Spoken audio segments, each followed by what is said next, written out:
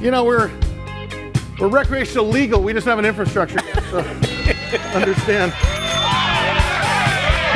All right, great to see you today. Of course, the familiar face, Dr. Jonathan Javitt, who is the founder, director, and chairman of the board of this little company called NRx Pharmaceuticals. Great to see you. How are you, sir? It's wonderful to see you. You're starting to be sort of a member of the cast. You've been here so long. Big time. And now there's a Bizumentary coming out. Of course, we have a trademarked documentary called a Bizumentary, which is basically about Jonathan's space that the network wanted to do and give the opportunity to get some exposure for you guys. And we're going to be able to see that on BizTV as well as the other networks here coming on very shortly. And you'll see it pretty on a high rotation here for the next 9 months.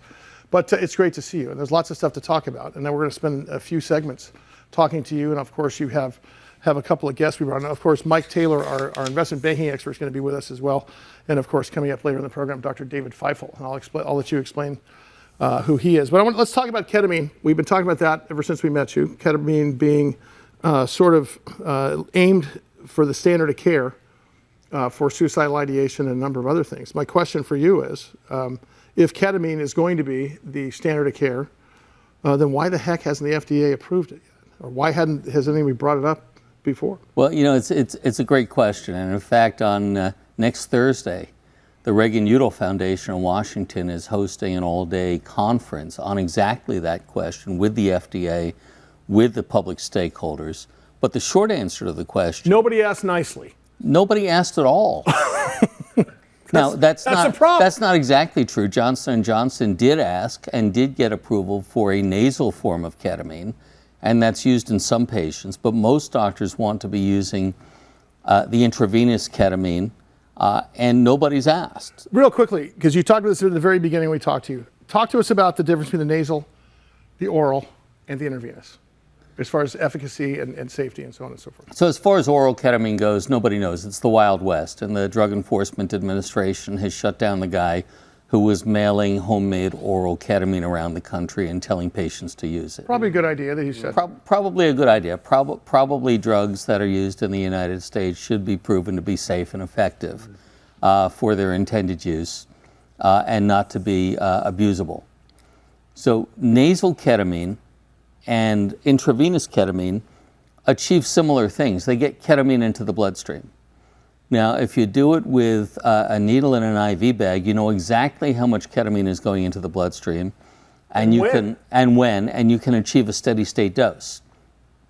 If you administer ketamine through the nose, then you're giving a blast of ketamine, you're getting a sharp spike, and then you're getting a downdraft, so you have to keep giving nasal sprays up to 6 times an hour to maintain that steady dose. And the anatomy of the nose has a tremendous amount. You know, some people have these turbinates that stick into the middle of their airway that diverts the ketamine down the back of your throat into your stomach.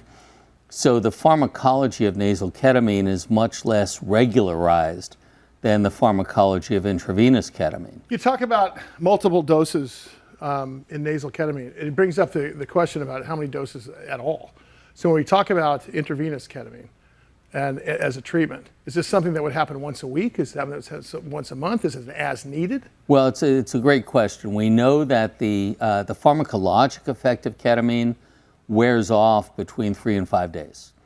Now, does that mean that somebody's going to immediately have a recurrence of depression or recurrence of suicidality? That's a very individual thing. And is there an endpoint, by the way, to treatment at that point, right? And that, too, is a very individual thing. Bipolar depression, which is the form of depression that's most likely to be associated with suicide. You know, think Matthew Perry, Robin Williams, Sure. Kate Spade, Anthony Bourdain. That's an episodic disease where, you know, most people thought of Robin Williams as sort of a manic guy. They used to call it manic depression. Right. These are people who are the brightest light in the room. But when they get depressed, it's lethal. In fact, if you know 2 people with bipolar depression, you have one of those 2 people is probably going to try to kill themselves over the course of their lifetime. If you know 5 people with bipolar depression, one of them is going to succeed. Whereas what they call major depressive disorder or unipolar depression, you have people whose life goes between okay and pretty sad, and those people are actually much less likely to harm themselves. No kidding. The name of the company, by the way, NRx Pharmaceuticals, they're publicly traded. NRXP is a stock symbol, NRXP. We've got Dr. Jonathan Javitt here.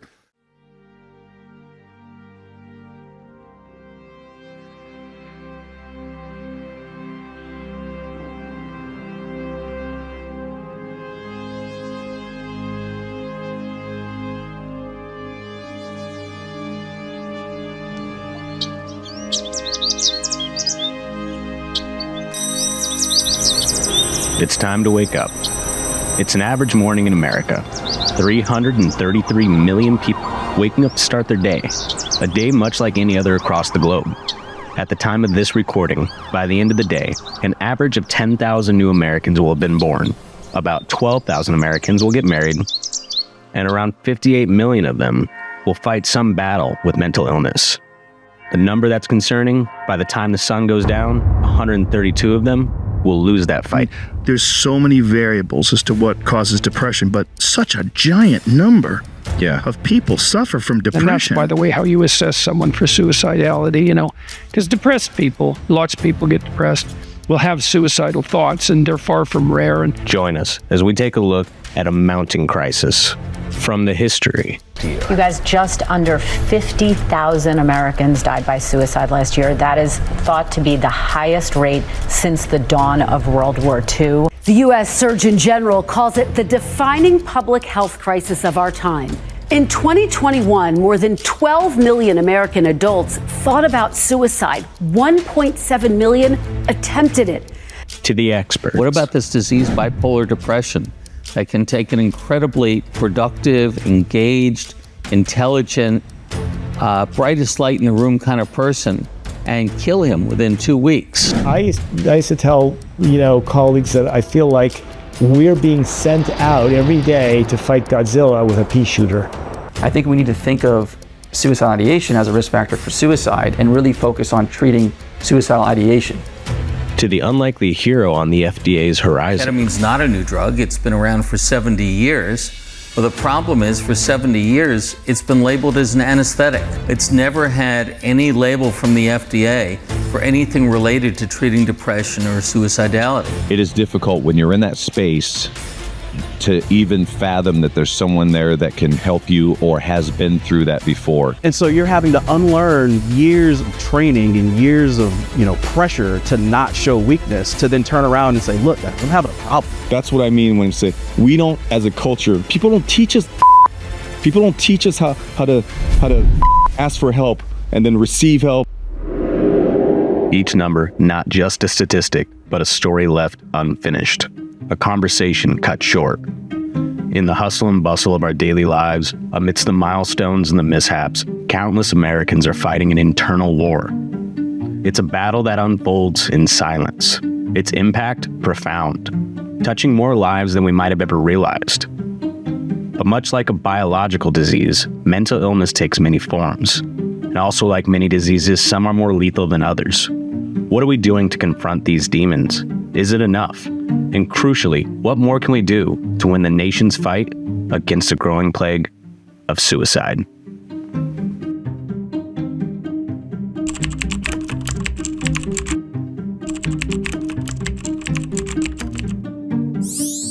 Depression is usually kind of a deep hole that somebody finds himself in. So most people don't make the decision consciously to say, I'm depressed. They don't realize what it is. I mean, I personally was going to a doctor, a psychiatrist for my depression. And anhedonia. And anhedonia is basically inability to experience pleasure or joy. It won't take you long online to find plenty of definitions and explanations for what drives a person to attempt suicide. C.S. Lewis said on the subject, mental pain is less dramatic than physical pain, but it is more common and also more hard to bear. The frequent attempt to conceal mental pain increases the burden. It's easier to say, my tooth is aching, than to say, my heart is broken. Patients that have very severe psychiatric illness like schizophrenia, bipolar disorder, they're at high risk. Patients that are using a lot of substances like alcohol, they're at high risk too. People with bipolar depression who are most likely to commit suicide. If you know 2 people with bipolar depression, one of them is going to attempt suicide at some point in their lives. If you know 5 people with bipolar depression, tragically, one of them is going to succeed. This is a disease that strikes the best and the brightest among us, the brightest light in the room, and can kill people suddenly and shockingly, quicker and more certainly than any cancer.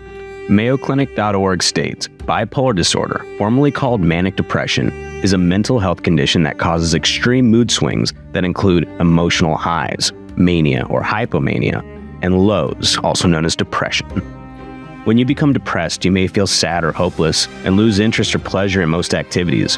When your mood shifts to mania or hypomania, less extreme than mania, you may feel euphoric, full of energy, or unusually irritable. These mood swings can affect sleep, energy, activity, judgment, behavior, and the ability to think clearly. But first, let's start with what regular depression is so we don't get confused. So we don't have a clear understanding of what's happening in the brain in depression. There's a lot of evidence mounting to suggest that changes in cortical inhibition and changes in connectivity between different brain regions are affected in depression. It's hard to define. It's a heterogeneous sort of concept. We classically use the DSM, the Diagnostic Statistical Manual, edition 5, to kind of think about the ways that we like to classify it. Diagnostics and Statistical Manual of Mental Disorders, DSM, is the handbook used by healthcare professionals in the United States and much of the world as the authoritative guide to the diagnosis of mental disorders. The DSM currently lists the symptoms for depression as a depressed mood, loss of interest or pleasure, weight loss or gain, insomnia or hypersomnia, psychomotor agitation or retardation, fatigue, feeling worthless or excessive inappropriate guilt, and decreased concentration. It's important to note that, according to the DSM, a diagnosis of depression requires the presence of either a depressed mood or a loss of interest or pleasure, the first two symptoms, along with at least 3 other symptoms.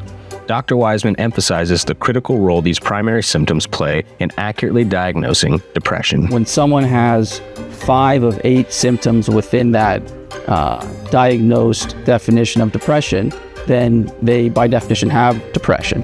It's one of the leading causes of disability around the world. In the US alone, about 10 million people or so experience depression.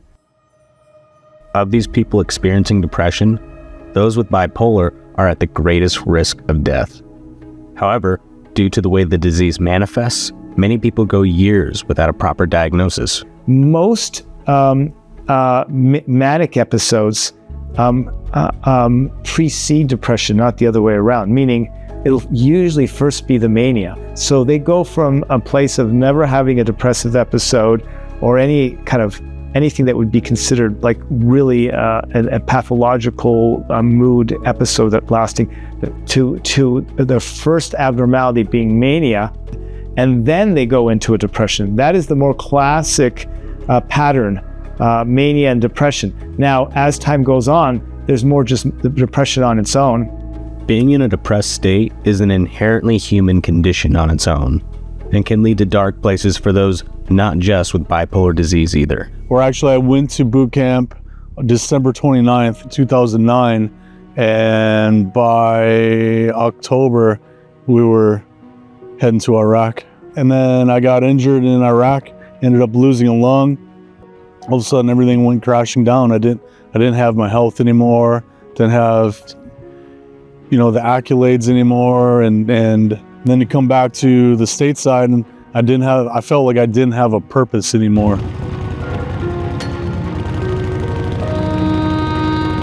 It's not just your bad day or you're feeling sad or you're feeling low a couple of days. It's over a period of weeks at a time, or even longer sometimes for some folks, to where they really cannot bring up their mood. And so they're struggling with not being able to get joy from the things that normally bring them pleasure.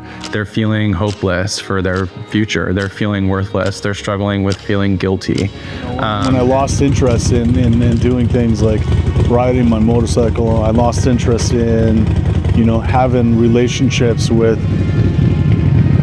girlfriends and having relationships with friends and going out and even seeing the ocean. I didn't want to step out my door and see waves, and I didn't want to see dogs. I'm like, who doesn't want to see dogs? And a lot of times people who have depression really struggle with suicide and wanting to not be alive anymore. Whether that's explicit thoughts about wanting to die by suicide or something more like not wanting to wake up in the morning. Depression is one of the major indicators And I think entrees are the portal of, the suicide ideations. Because when you get depressed and you can't feel better, you want to do something to fix it. One of the great national tragedies is we continue to lose 22 veterans and active duty personnel to suicide every day.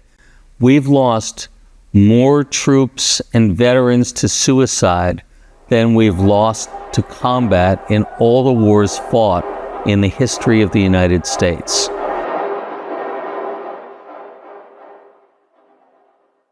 Since I've eaten anything, it's been a week since I talked to somebody. It took handfuls of painkillers, and also I was in off and on with a relationship with someone that was a cutter. Like, all right, well, if you're cutting, I'm gonna cut too, and slice my arm up real good. It seems like we're going backwards. I mean, there are 22 veterans every day that commit suicide. That's over 8,000 estimated. 22 veterans a day. That's over 8,030 people annually that are taken from us. And if you look at that under any other demographic, it's a big deal. I mean, those are massive numbers of people that are no longer with us. And of course, that's just the tip of the iceberg. 3.4 million Americans every year make an active plan to kill themselves. 1.7 million Americans every year actually try to.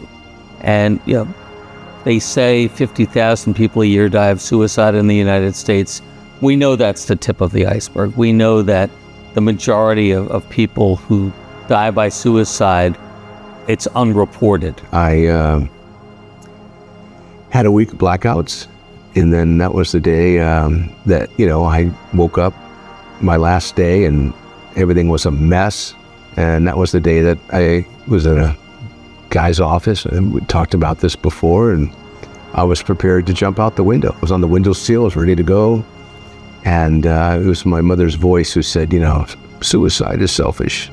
One of my closest friends, Mitchell Max, man who was at the very top of his class in Yale College, very top of his class in Harvard Medical School, came to me in 2009 and said he was having an episode of depression and just wanted me to be involved, wanted me to sort of be part of his team.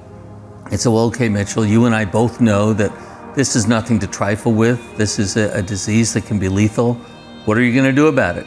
He said, well, I'm going to go see the chairman of psychiatry at my university. Well, when are you going to see him? I'm going to see him on Tuesday. Will you call me after you see him? Yeah, I'm going to call you. Calls me up, says, the guy really understands me. He says I'm going to be fine. He gave me some Zoloft. He's going to see me in a couple weeks, but I'm not worried. So he winds up seeing the junior guy in the department who says, this Zoloft isn't working as fast as we'd like. Why don't we triple the dose and see what happens? Well, if you read the label on Zoloft, it says, caution, this drug may cause suicide. And sure enough, Mitchell goes home and hangs himself. And that's probably the most shocking moment of my life. It's probably the biggest surprise I've ever had in my life as a physician. Like an organ like the kidney or even a complex organ like the heart, they're nothing in terms of comparison to the brain and the mind. I mean, we are still struggling at a very rudimentary level to try to understand how people's subjective feelings and the way they think can possibly be can emerge from a 3.5 pound piece of tissue with wires in it.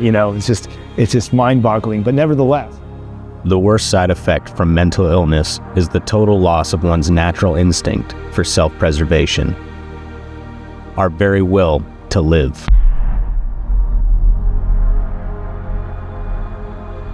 But from the ancient Greek tales of Lucretia to the star-crossed lover's fate of Romeo and Juliet, or even to the more modern, teen-spirited tragedies of people like Kurt Cobain or Robin Williams,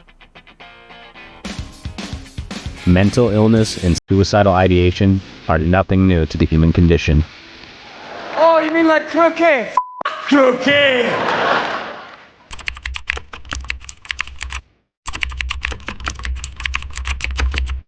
In fact, the list of people you've probably heard of that face their own battles with mental illness and suicidal thoughts is longer than you may think. It is for us, the living, Brad. It's to be dedicated here to the unfinished work, which they who fought here have thus far so nobly advanced. Abraham Lincoln long battled mental episodes that often led him to think of suicide. The playwright, Tennessee Williams, documented his struggles with manic depressive states in his memoirs. Virginia Woolf, the famous British novelist, Vincent van Gogh, Beethoven, Charles Dickens, they all had their own internal wars with either depression or mania. It was only until fairly recently did we even understand bipolar disorder as separate from depression. Even Sir Isaac Newton was documented as having symptoms of what was known back then as melancholia. But where did our first understanding of all this start? And how much has changed since the past and how we treat this? In the early days, folks who were experiencing depression were labeled as something maybe that they weren't. They thought something was going on with this person, but they didn't really have a clue that it was this person is just depressed. In the 5th century, the Greek physician Hippocrates proposed that depression, then known as melancholia, originated from an imbalance of the body's 4 fluids or humors: yellow bile, black bile, phlegm, and blood. He particularly associated melancholia with an excess of black bile in the spleen. His remedies included bloodletting, baths, physical exercise, and dietary changes. On the other hand, Cicero, a Roman philosopher and statesman, held a different view. He argued that melancholia stemmed from psychological factors such as anger, fear, and sadness. A prevalent belief among many, including the educated Romans, was that mental ailments were caused by demonic forces, or the wrath of the gods. Our theories have progressed. I think once we were able to identify sort of the brain, and you think it's obvious to us now, but it took many centuries before the brain was sort of identified as the focal point of emotions and thinking. In the Middle Ages, mental health was heavily influenced by Christian beliefs in Europe, attributing mental disorders to demonic forces once again. This led to practices like exorcisms, and in harsher scenarios, drowning or burning the afflicted. Many were confined to what were then called lunatic asylums.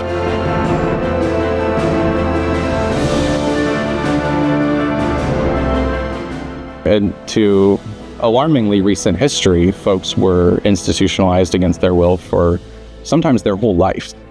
And it was largely due to the fact that we didn't know what to do with them. We didn't know how to help somebody who was struggling with depression because the research wasn't there. The knowledge wasn't there of effective ways of managing depression and helping somebody who's struggling with depression. In the 18th and 19th centuries, or as we know it, the Enlightenment Age, melancholia was often seen as an unchangeable character flaw, believed to be hereditary. This perspective led to continued outcasting and institutionalization. As the Enlightenment Age continued, various theories emerged about depression's origins, ranging from internal conflicts between desire and moral understandings to searches for physiological reasons behind the disorder. Unique treatments of the era included prolonged submersion in water, using a spinning stool to supposedly reorient the brain, along with dietary changes, enemas, horseback riding, and induced vomiting. Benjamin Franklin even experimented with an early prototype of electroshock therapy during the time, which, believe it or not, is still a treatment used for treating bipolar depression today. So, ECT, electroconvulsive therapy, is a treatment with a lot of stigma, but we do it a lot now in the clinic. It works quite well. It's the most effective treatment we have. It's probably the most effective treatment for suicide prevention in terms of psychiatric practice.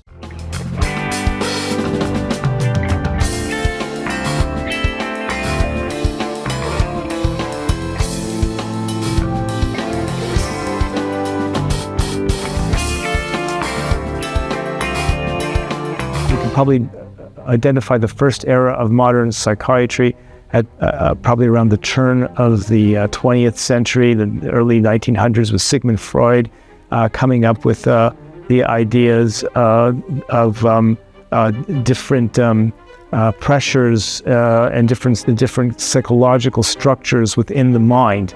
He understood that the brain, he was a trained neurologist, so he understood that the brain probably was at the root of this, but he understood also that our technology wasn't at the point where we could directly modify the brain, although he did expect in the future that we'd be able to do that.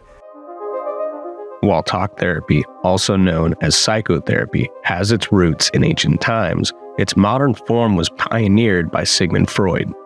Freud believed that talking about one's thoughts and feelings could uncover hidden, unconscious conflicts influencing behavior. Freud's approach involved free association, where patients spoke freely about whatever came to mind, allowing therapists to interpret and uncover deep-seated issues.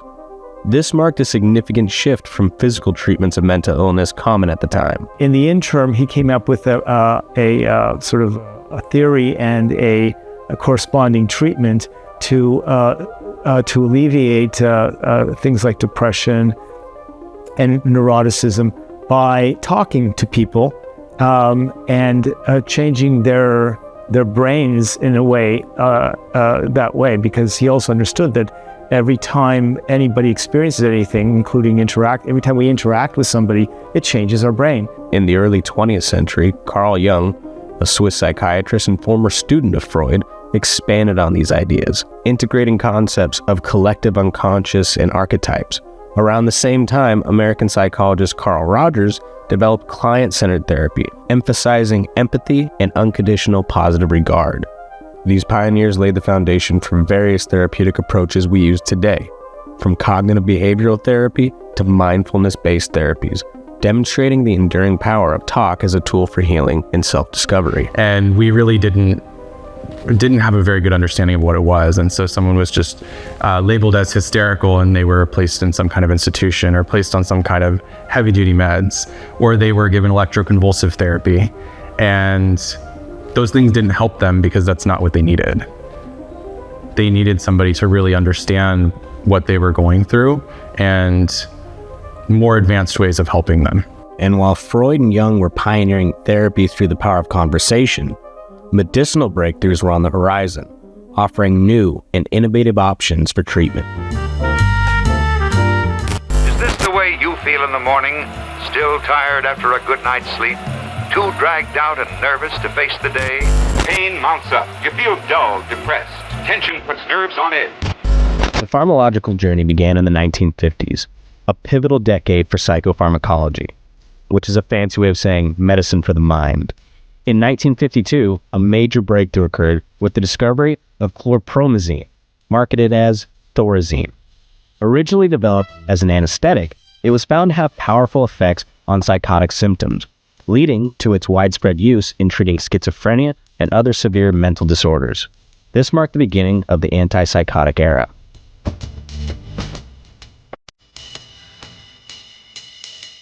Shortly after, in 1957, the first antidepressant was discovered, iproniazid.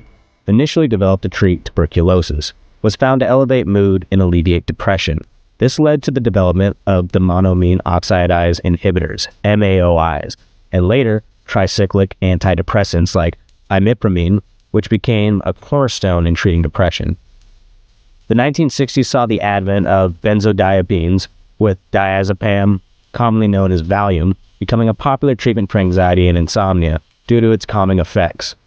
Benzodiazepines offered a safer alternative to the barbiturates previously used for these conditions. Valium works promptly to relieve excessive anxiety and apprehension. Side effects other than drowsiness, fatigue, and ataxia are rarely encountered. In the 70s and 80s, mood stabilizers like lithium became widely recognized for their effectiveness in managing bipolar disorder, helping to stabilize mood swings and prevent manic and depressive episodes. The late 1980s introduced a new class of antidepressants, the selective serotonin reuptake inhibitors, SSRIs, with fluoxetine, known as Prozac, leading the charge. Yep, I was on Prozac for a long time, and I'm not sure. It may have helped me out of a jam for a little bit, but people stay on it forever. You know, I had to get off at a certain point. While SSRIs provided a more targeted approach to treating depression and anxiety, with fewer side effects compared to older medications, they were not without risk. For some individuals, particularly younger patients, SSRIs have been associated with an increased risk of suicidal thoughts and behaviors. We're kind of back where we started, aren't we? So we're back where we started from. Not exactly. While we've come a long way since the days of bloodletting, and we've definitely made medications and new advancements that have helped many people, we're still just barely scratching the surface on what we know.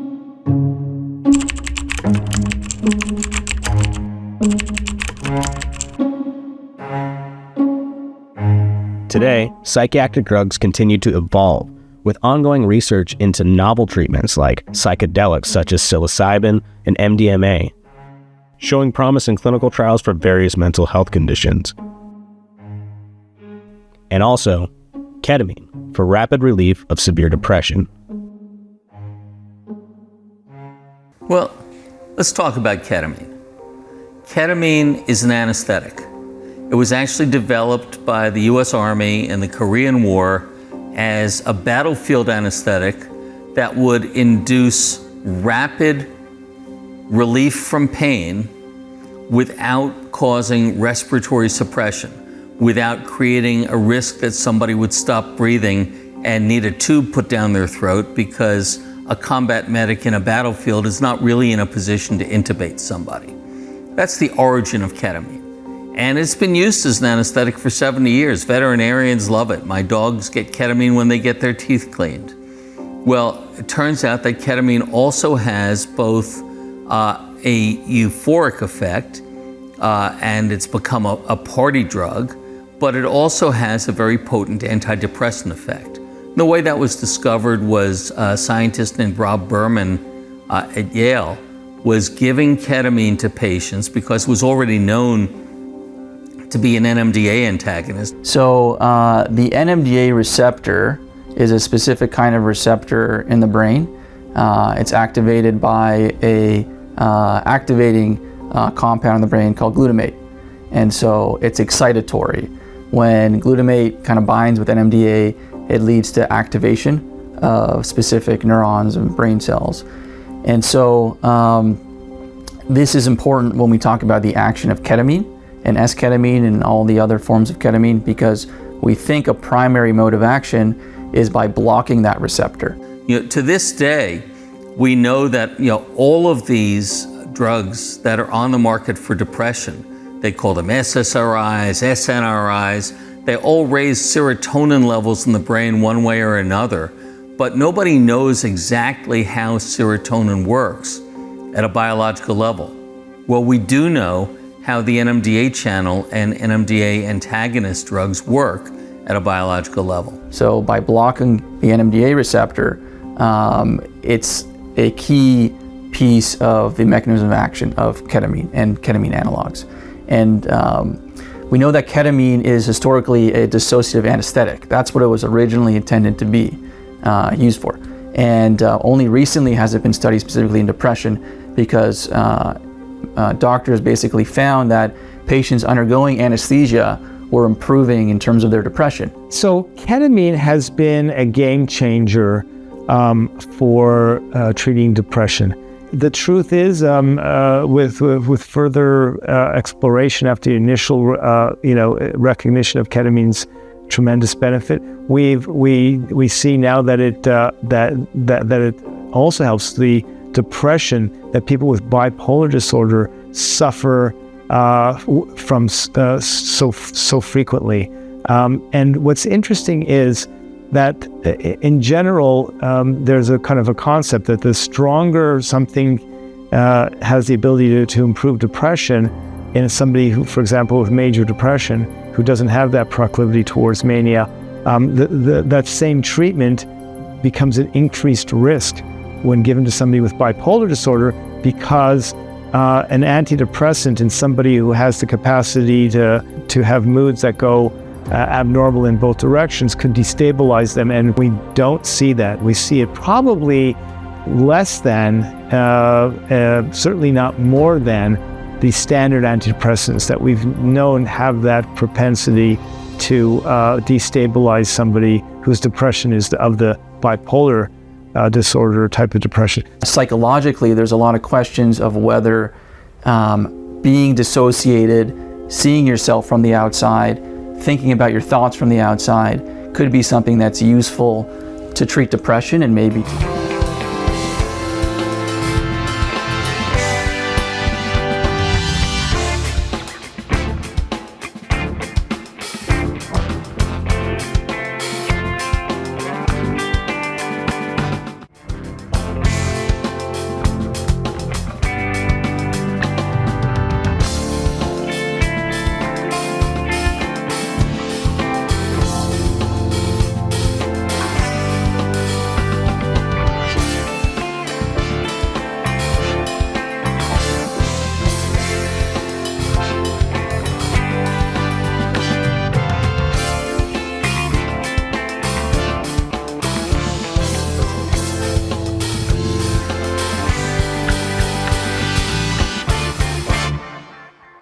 This started because we submitted a drug application to the FDA, an investigational new drug application, saying that we wanted to test our pill, D-cycloserine lorazepam, which hopefully will be approved as a safe oral home use pill.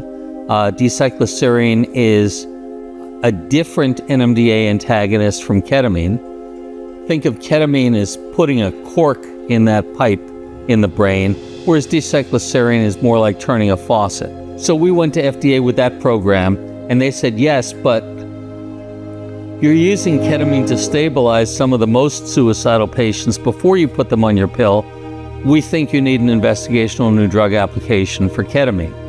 We assumed at the time that somebody else was really going to develop ketamine and bring it to market, because there were a couple of companies already doing it. Johnson & Johnson's developed a nasal form of a variant of ketamine, but they surprised us when they said, well, people with bipolar depression can't use this medicine, only people with major depression. Well, the problem with that is it's the people with bipolar depression who are most likely to commit suicide. This is a drug that can turn off thoughts of suicide within hours. This is a drug that can have a marked reduction in symptoms of depression within hours. It's at least as good as, and probably better than, electroshock therapy, and acts far more rapidly. So while there are things about ketamine that we need to be very cautious about, on balance, we're talking about a life-saving drug. From ancient techniques to talk therapy to electroshock therapy, all the way to new medications and antidepressants, the growing epidemic of suicidality remains an issue that'll face Americans for years to come. But with new answers and solutions on the way, there's still hope. I think we need to think of suicidal ideation as a risk factor for suicide and really focus on treating suicidal ideation. And so looking at that as sort of the target, the diagnosis to treat, which if you can kind of scale that across the country and reduce that overall in a population, then hopefully you'll reduce suicide as well. And you likely will, because it's a very strong risk factor.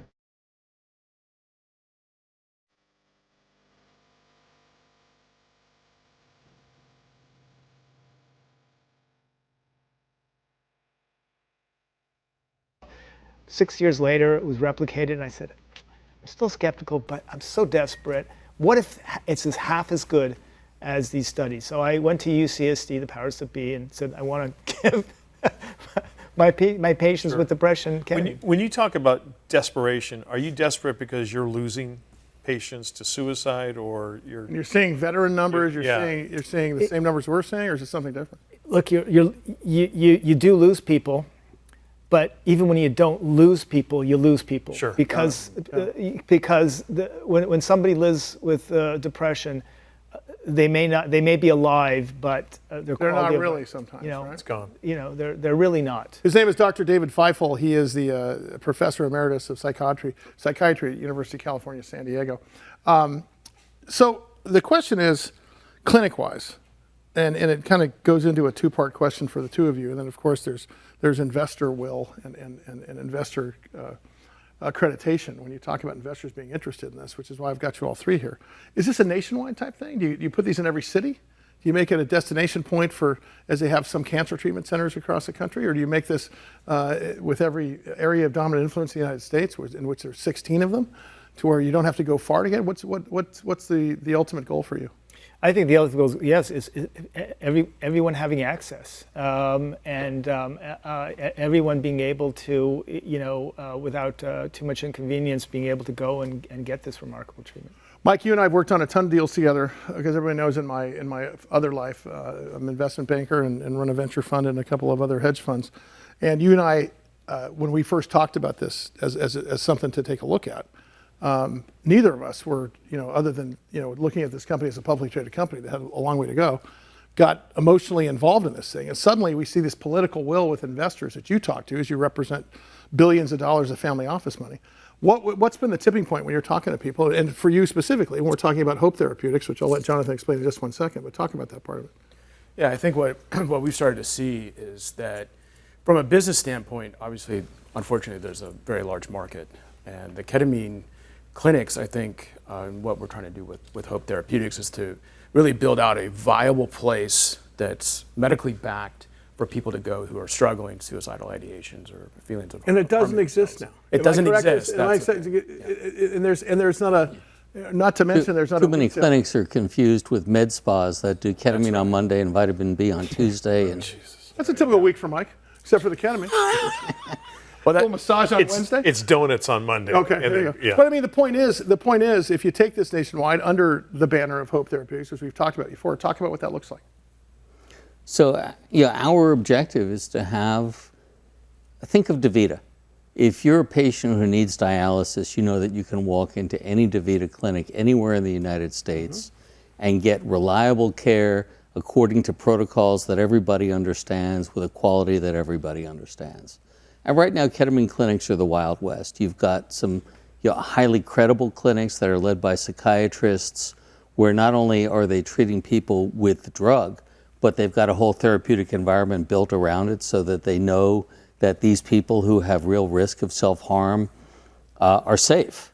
And then you've got a bunch of people who heard about it, who are hanging out a sign, who may not have any real training in psychiatry at all, who are just slinging ketamine without FDA approval, without being under any kind of safety umbrella. And people are reading about some unfortunate happenings as a result. So the objective is to build a national brand that people can rely on, that the FDA can trust, that the regulators can trust, that the insurers can trust. And the investors can trust as well, correct? Yeah, because right now the alternative for people with suicidal depression is electroshock therapy. Dr. Feifel, what's the connection point here? What's the last mile solution to get us there, in your opinion? I think Jonathan pointed out a lot of the needs. That is to bring something that right now is very unregulated, non-standardized, to weed out some of the bad players, to get it to get the quality up a little bit more standardized, so that anyone can go to a place and know that this is going to be done the right way. Right now, that's not the case.